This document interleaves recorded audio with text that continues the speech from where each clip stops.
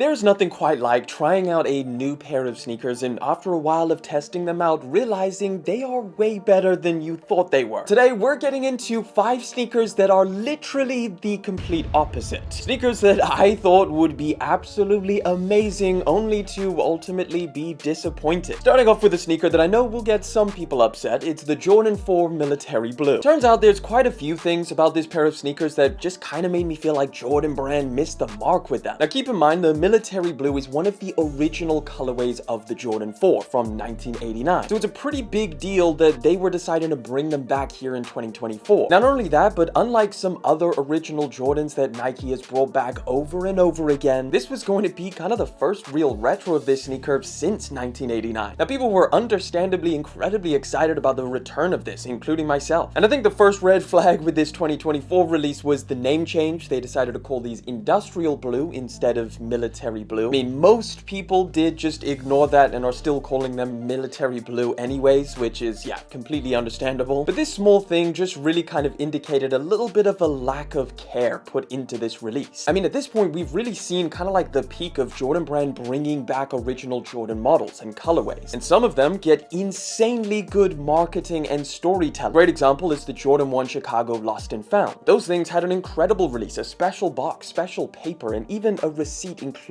in there, all to tell this story that kind of felt like a movie leading up to the release. And when it came to the Military Blue 4s, it honestly felt like a release that could have been any other Jordan 4 colorway. Now speaking of the color, that is another main factor of why I'm kind of disappointed with these things. I think for a lot of people, pulling the Military Blue 4s out of the box and realizing it's a dull grayish color and darker blues kind of was a little bit of a punch in the gut. The reason for this is pretty simple. The colors on this new 2024 Military Blue 4 is supposed to be as true to the original from 1989 as possible. And that 89 pair had the duller grays and the darker blues. However, the 2006 release and the 2012 release were a lot different. They had brighter whites, solid whites for that matter, and also brighter blues. They were just a lot more punchy. So I think these are the colors that a lot of us just kind of got used to seeing and kind of expected. Now, it definitely doesn't mean that I don't like this 2024 pair. I still wear mine a ton and I do really like them. I just think the entire thing could have been done a lot better, especially considering the anticipation for these. But the next one I want to talk about is, let's talk about Drake's shoes. So I was amongst what seems like the very few people that actually thought that the original Hot Steps looked pretty cool. Other people thought that they looked like Fila's. So with this mixed response that the originals got, I fully thought that Nike and Drake would use this time to really create something that's a step above for this second version. And to give them credit, I think they got pretty close. They look cool. They've got a really nice shape, and a lot of the details added to the upper actually make them like cool, futuristic, and a good look on foot. So of course, I bought a pair fully expecting these things to go straight into the rotation, but man, I don't think I have felt shoes this solid for a very long time. The upper is super firm, the midsole feels like a brick. They're like the perfect example of like design first and comfort don't even bother. And I really tried to make this model work. I even bought the second colorway, the all over white pair. I wore them around for a full day, really trying because I kind of preferred the white colorway, but yeah, it just was not working. These things are very uncomfortable. They don't even feel like they're made for feet. Strangely, the white pair has this glittery effect on the upper, which is a little bit weird and kind of threw me off as well. Overall, if these were more wearable, I think it could have been a pretty cool sneaker. Now, in a very similar vein, I want to talk about the crazy Rick Owens Converse shoes. So it's called the Turbowpn and has a lot of the hallmarks of being a really solid collaboration. It's also insanely popular. So I was like, how many people could really be wrong about them? Surely they're pretty good. And to be fair to them, they are really great quality in hand. They're covered in leather. And honestly, the price tag's pretty reasonable considering that this is a Rick Owens collaboration and how expensive their stuff is. It's a nice, subtle rework of an iconic Converse sneaker. But I'm not lying when I say that when I put these things on foot, I genuinely was not sure if these were actually made for walking around in. These are so ridiculously heavy that I think I'm gonna have to do like a weight comparison, put them on a scale just to kind of give you guys an idea at how brickish these are. And the weight is really just all stacked up in this giant midsole, which makes them pretty awkward to walk around in. Like, I wouldn't be surprised if you start feeling pain in your lower back and knees. So I honestly think that they look cool, they're a cool sneaker conceptually, but they are so uncomfortable. Now we're staying with comfort on this next one. We got to talk about the insanely innovative creation that was marketed to be the the next generation of Air technology, the Nike DM. I honestly think that I would be completely fine with this pair of shoes if they didn't promise the world with it. Now, reading the paragraph that Nike wrote for these in the description and seeing all of these buzzwords like dynamic air unit, dual pressure tubes, and that the air is so comfortable it feels unreal, it really hypes this sneaker up to be like, damn, Nike is back. But wearing them around, and in reality, these things are just kind of like a repackaged Air Max 270 or Air Max Pulse. I mean, I like the look of them for sure. It's sleek, modern, and futuristic, but very underwhelming given the hype. It's not an uncomfortable shoe by any means. In fact, it's decently comfortable, but just nothing that we haven't already seen. And certainly not unreal comfort. It feels like a very regular new pair of Nike shoes that I think the best part about them is the fact that Nike didn't price them ridiculously high. But next, we have to talk about the brand new Adidas UltraBoost 5. And honestly, I think the main thing that the release of this sneaker did for me was take my attention off of how everybody's saying that Nike is going down the drain, that they lack innovation, and start putting my eyes on Adidas. It made me remember that Boost technology is over a decade old, and the only significant thing that Adidas has managed to do with it in that time is make it a little bit lighter. I can't even count the amount of times that Adidas has tried to repackage the UltraBoost model as well. There's the 1.0, 2.0, 3.0, 4.0, 5.0, 6.0. And then Adidas kind of gave up with all of the decimals and started calling them like years. We had the 21s, the 22s, the 23s, three of which all looked identical, by the way. And then last year, they finally made it lighter with this new UltraBoost Light. And honestly, it was a solid improvement, but still, it's the exact same shoe as like the 21, 22, or 23, just lighter. Now, out of nowhere, Adidas decided to silently release the UltraBoost 5. And I was kind of like, where the hell did this come from? Not only is the marketing quite quiet on this one, but where's the name come from? Now, honestly, I do think I need to clarify that I'm not specifically that mad at this shoe in particular. It's kind of just the entire UltraBoost line. These actually do feel great on foot. It now has the largest stack of boost placed in this huge chunky midsole, which is also much lighter, which does actually make a significant improvement. The upper is super soft and stretchy, but at the same time, I could say pretty much all of those things about every single other UltraBoost. The point is that Adidas does need to breathe some new life into the UltraBoost lineup. They have been pretty stagnant in the past few years, and this UltraBoost 5 really doesn't bring anything new to the table. I also feel like other brands are bringing some pretty insane stuff to the table in terms of cushioning technology, and these are still lacking. We've got the uncomparable soft foam that the New Balance 1080 V13 and the Rebel V4 has, the ridiculous bounce and comfort that Nike's Zoom X cushioning has, and the fact that brands like On and Hoka are gaining market share because they're bringing fresh new ideas and good technology to the table. The UltraBoost seems like it's just falling further and further behind. So is the UltraBoost 5 a great, everyday, comfortable pair of shoes? 100%. But is it the best on the market? I don't think so. Let me know what sneakers have disappointed you in the past, and if you want to catch another video, click that one right over there.